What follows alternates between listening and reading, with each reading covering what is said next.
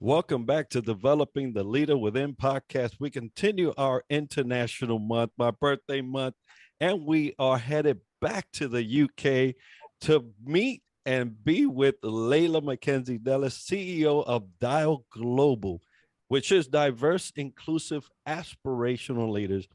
And she is the founder of the McKenzie-Delis Charitable Foundation. She is an author, activist, and host of her own show called Diverse and Inclusive Leaders Podcast. And most importantly, she is the mother of baby Peter, which is, I'm loving. Leila's vision is one in which all are welcome to the boardroom and business and beyond in a world that harnesses the power of intersectionality and difference in moving the dial now and for future generations for leaders. Leila, welcome to the show. Well, thank you so very much indeed for having me, Enrique. And you do some wonderful work. I know you have a fascinating journey yourself, and it's really great to be having this conversation with you today, especially as it is the first piece of content I have done since the birth of baby Peter just 7.5 weeks ago. So thank you so much for allowing me to join you on your wonderful show. Well, I tell you, I'm so honored to have you because this particular topic has gained a lot of steam and momentum in the last handful of years, but especially the last 2.5 years when we've seen inclusiveness really fight a battle and in some areas win. So, folks, today we're going to be talking about leadership and inclusiveness. But before we get into that, Leila, please tell us a little bit about you. Goodness, where do I start? So my name is Leila McKenzie-Delis. I founded DIAL, which, as you say, stands for Diverse, Inclusive, Aspirational Leaders, just under 3 years ago. And it was really born out of my personal passion for all things diversity, inclusion, belonging, and equity. And if I go back a little bit further, and talk about my personal life, I guess my personal journey. I probably didn't know what diversity and inclusion meant when I was much younger, but yet have somehow managed to find something that really gives me a sense of purpose in life and makes me want to get out of bed every day to go to work to make a difference for future generations of leaders. And it's probably because of the way in which I was brought up. I've always been able to have an open-minded view, shall we say, of different cultures, different people, and through own experiences, being the adopted Chinese daughter of two white middle-class British parents who journeyed to Hong Kong when it was back then a British colony, adopted my brother and then myself. We really did have the benefit of different cultures, and certainly the Western culture later on in life. But it wasn't always easy. I remember being in an international school in Hong Kong and then coming over to the UK at the age of 6 and being one of the only Chinese children, as well as my brother, in a very white British school. And more latterly found out that I was dyslexic actually at university, and although I managed to get a first class honours business degree, I couldn't get a job with any of the graduate programs. And I guess various different pivotal points in life made me think, hey, do you know what?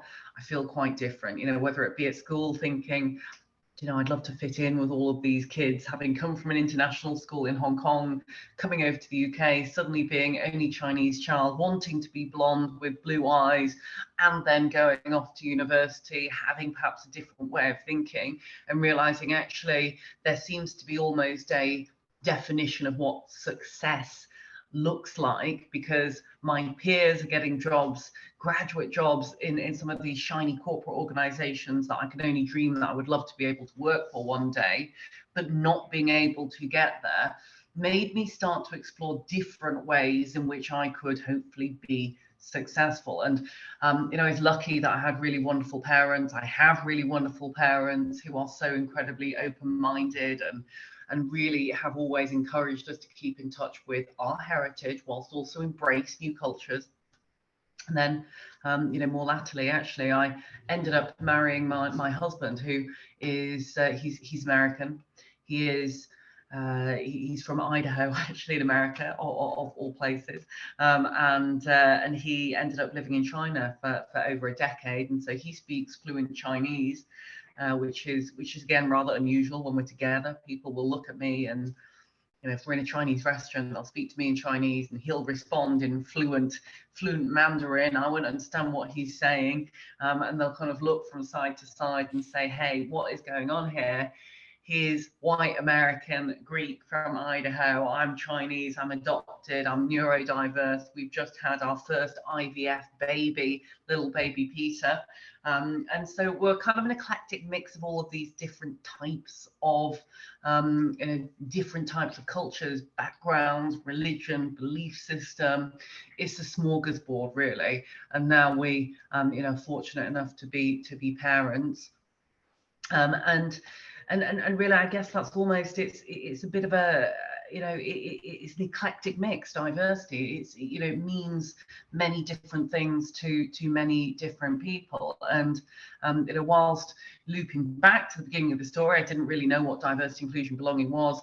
I realized actually that it means lots of different things to different people, and that ultimately the higher you go up in the corporate hierarchy when it comes to all aspects of diversity and inclusion, and that's not just race and gender, it's also it's visible and invisible diversity. Actually, the lower and the lower the different aspects are, when you get up to those lofty senior positions within, namely, corporate organizations. And so I thought to myself, how can I really make a difference? How can I really make a difference to future generations of leaders when it comes to finding, equal opportunity, shall we say? And that's really what DAL is about. It's about inspiring, educating, motivating future generations of leaders, and we do that in a plethora of different ways, including really supporting people through their journeys, working in partnership with people to help change and educate and take action at each and every step of their journey, whether it be a personal journey, whether it be a professional journey from an organizational point of view. And I feel like I've rambled on for a huge amount of time now, Enrique, so I'm going to pause there. Apologies. No, I love it because we was talking before we started recording, and diversity is you have to experience it to understand it. You just can't talk about it. And so when I was in the Navy, good for them, they sent me around the globe, and I was able to go to Hong Kong, and I was able to see that culture in it. I was in it, right? So you have to immerse yourself. One of the things I do here at home is that when I cook, because I have been, and I love to cook, when I have been to all these other different places, my family haven't, right? So I bring those cultures into my house. And so we'll cook Chinese, and we'll cook Thai, and we'll cook Puerto Rican, we'll cook all kinds of different meals from all kinds of different places. And I play the authentic music in the background. And so they get immersed in the music, they get immersed in the food, and then we talk about, how does that play into our lives? And so that's my little contribution to them until I can get them to those particular places. But you mentioned something. Yeah, go ahead. I was just going to say, and this is it, is you brought the culture, you brought the fun, and clearly into your home, into the kitchen. Food is just a wonderful way to experience culture and differences. Then again, I think the stereotypical view, still to a certain extent, of diversity is that it might just be about race, or it might just be about gender. Actually, there is so much more to it. It's cultural. When people say to me, well, diversity and inclusion, it's a fad, it'll be gone in a couple of years' time, I say, absolutely not.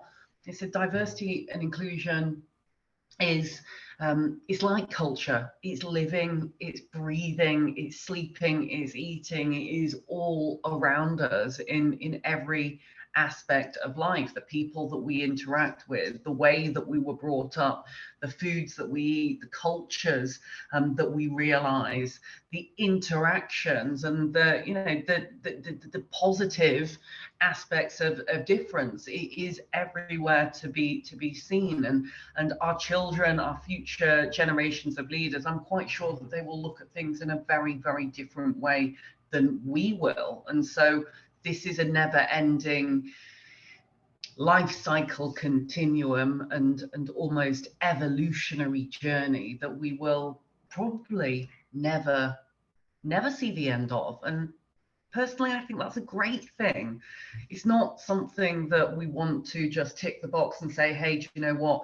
We have fulfilled that criteria, because there's so many diversities within diversities within diversities. You take sexuality, just to name one, and that's an invisible diversity as we see it. LGBT has become LGBTQ plus, LGBTQ plus IA, and so on and so forth. And I'm certainly no sexuality expert. There's different aspects that relate to me, but I can be an ally to other communities as well. And I am constantly learning.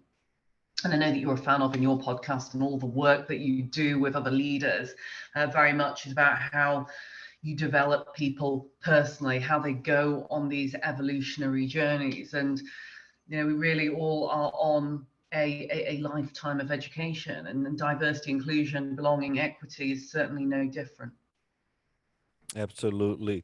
Now, we all have our own definition, as you mentioned, and that we all get an experience in this. Hopefully, we never stop, because then, we stop living, right? We stop growing. But how would you describe inclusion for the people that may not be fully immersed? It's a really good question. And again, this is perhaps a overused quote, but I still adore it. And I think she is absolutely wonderful. But Verna Myers of Netflix said that diversity is being invited to the party. Inclusion is being asked to dance. I would add on to that, belonging is feeling that you can dance your own dance without any kind of inhibition whatsoever.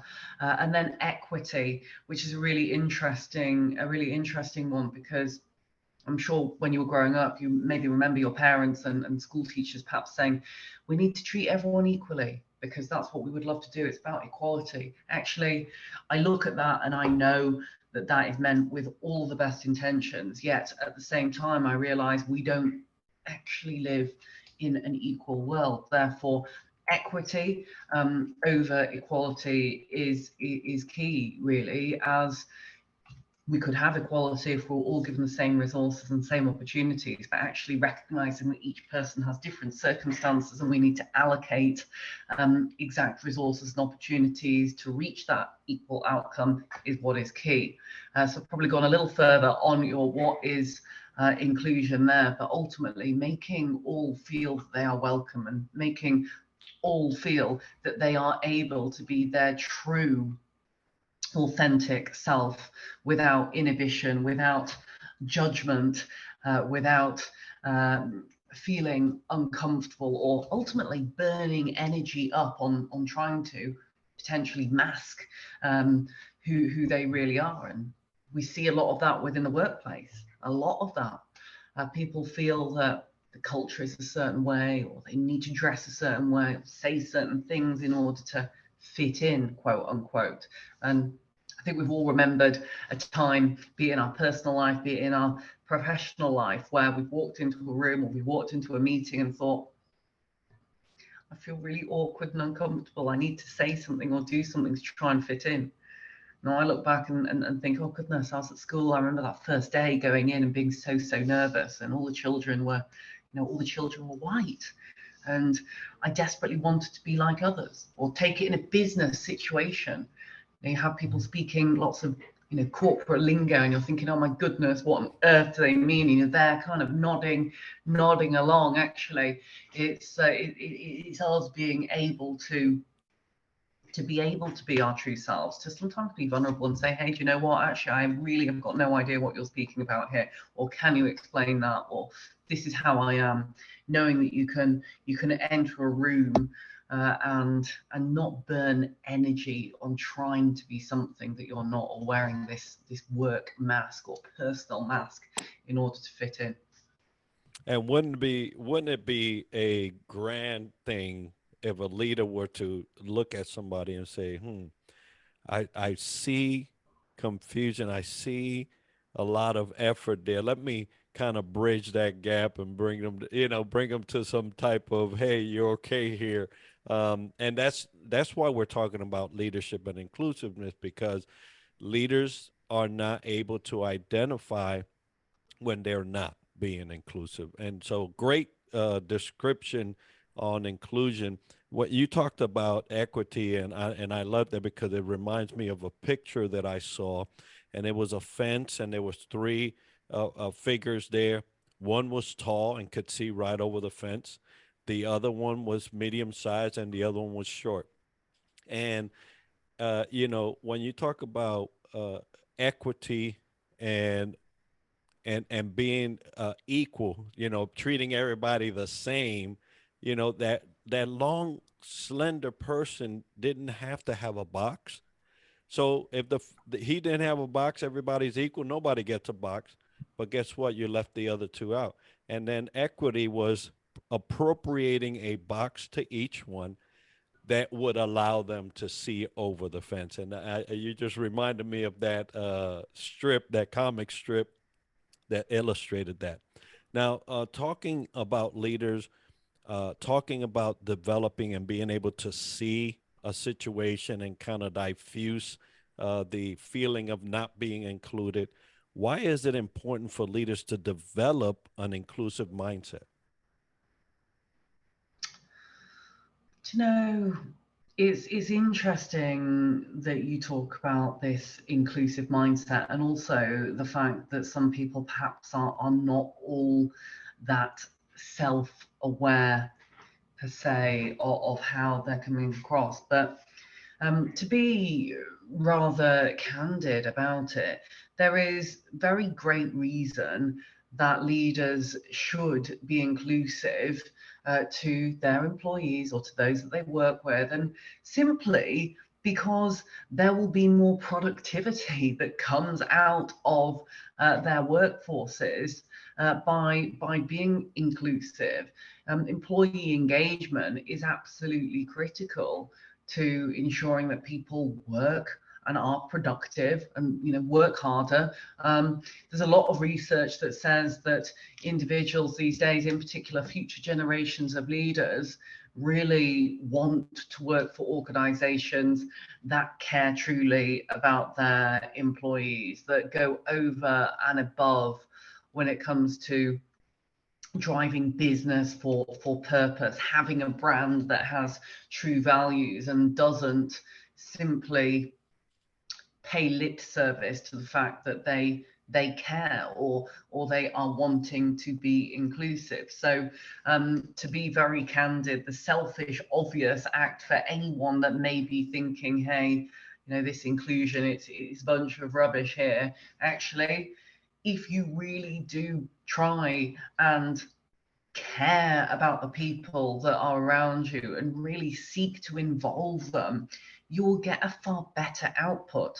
There is business logic and sense to inclusion, and that's not even that's without me going into chapter and verse of the fact that it is the right thing to do as human beings. And I think we have to, I mean, we have to believe that everyone has goodness in their heart and their soul, and they want to do the right thing, and they do care about other people, and they want to see other people to, you know, succeed, and they want to see people meet their personal ambitions. That is why, surely, I'm talking to a virtual person here, but this is why I'd be saying to this individual that you mentioned, that is why you want to bring people into the fold. That's why you want to empower them to be their best selves. But from a business perspective, it makes absolute sense. It makes strategic business sense and logic for the individual leader, for the organization to increase profitability. But then also it is absolutely fundamentally the right thing to do at the same time. And I totally agree. And, you know, along those lines, there's a lot of people in leadership positions that are wondering, you know, what's in it for me, right? And it's a question that is often asked by many people when you're talking about positional authority. You know, how do I get to this next position? How do I, yeah, maybe I'm not trained to be inclusive. Maybe I wasn't raised to be inclusive. How do I use that to get me to the next level, or how do I implement that to get me to the next level? So my question is, what role does inclusion have in a leader's ability to succeed?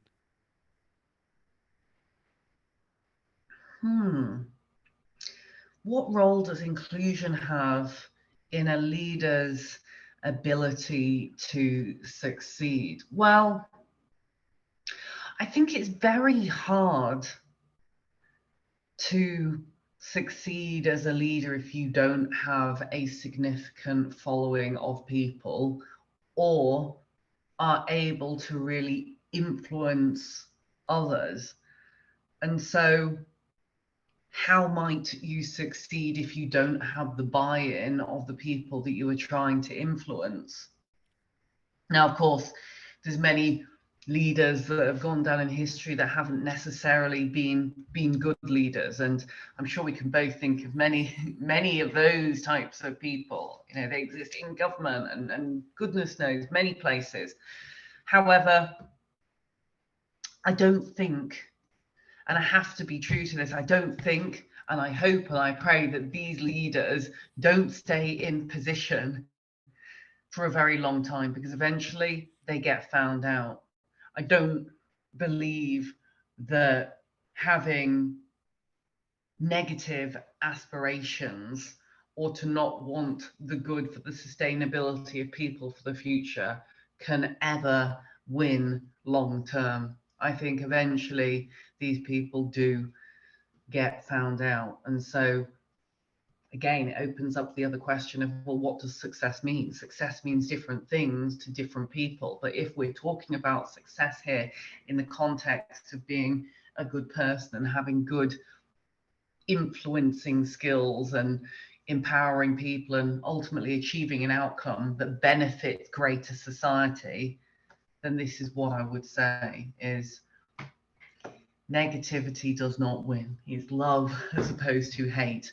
Bad people get into positions of power, and perhaps for them that is success, but ultimately we don't want them to stay there for the long term. And I don't believe, because I am an optimist, I think you have to be an optimist in the world of diversity, inclusion, belonging, equity, because those who are listening that are in D&I, it can be a really relentless task. You have to keep picking yourself up and being positive. You have to keep re-educating people. You have to keep bringing people along with that journey. But certainly success in the positive sense is, it's all about the long-term mutually beneficial, sustainable means for positively impacting business, wider society, future generations of leaders.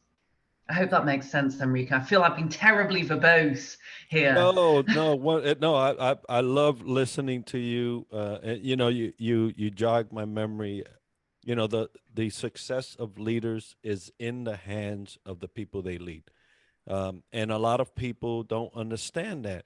And so, all those that are following have a certain amount of power, and that is to allow you to lead them. And a lot of leaders think that this just comes by um, just filling a role and being assigned to a position, but leadership is the it's in the hands of the people that allow you to lead them. So I love that. Now, there's self benefit, right? And we talk about, how can a leader succeed? And then there's the benefit to the team. So how can leaders use inclusion to benefit their teams? Another really good question. Well, I don't know whether I'm answering your question here specifically directly, but truly, without sounding too twee, I do believe in servant-led leadership, and that is all about how do I serve you? How do I serve you as a colleague, as someone that I want to help and succeed? I don't believe in the old school, archetypal, white ivory towered view of leadership. I really don't. And I don't think that future generations of leaders buy into that either. In the digital modern world that we live in, anyone can take to social media and say exactly what they do think. Actually, we're in an age right now where people can rate pretty much everything online and are far more confident about saying what they really do think, even if it is, in some aspects not true. Servant-led leadership, to me, is what I try my very best to live by. But again, I'm not perfect whatsoever. I'm still learning. There's times where I think, oh, hey, I'm quite a good leader today.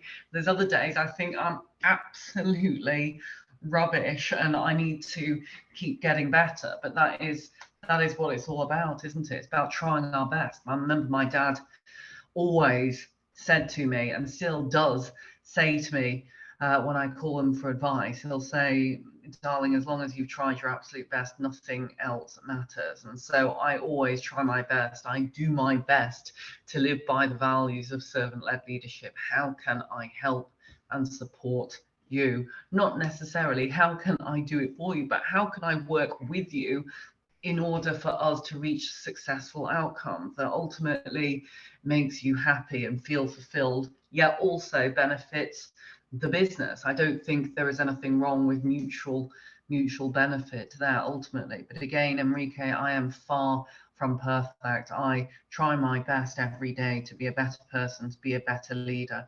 But ultimately, it's no, it's not always easy. It's not easy. I think anyone that says that it is not telling the truth. Yeah, absolutely. Now, I tell you that I've enjoyed this conversation, and I know that we can go for a while. And but there are folks that are listening to you and say, "How can I get a hold of Leila and maybe have her speak at my event? Maybe have be uh, in a collaboration with her." So how can they do that? Well, I always love to hear from people, and it was so lovely to hear from you. I think you're doing an amazing job, and I really do, wish you all the best of success. And everyone who is listening in, I would say definitely keep tuning in and listening to the podcast with Enrique, because honestly, just you're a marvelous, warm, wonderful host, and I know that you're doing great things. If you do, for whatever reason, want to reach out to me, you can find me on LinkedIn, and I'm sure Enrique will very kindly put down some of the contact details there. But we have a couple of different sites, dialglobal.org. Also, the charity that I started, which is called the Mackenzie-Delis Foundation, and that's all about empowering research and insight.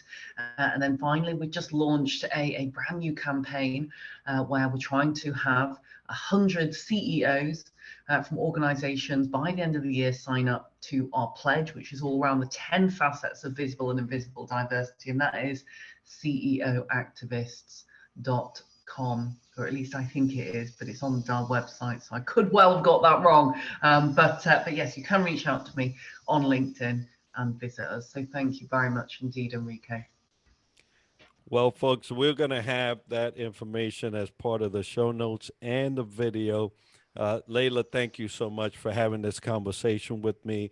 Congratulations again on baby Peter. And I know that you're enjoying these days, although they may be a little hectic sometimes, but a new life, a new human roaming this earth. I congratulate you and your husband.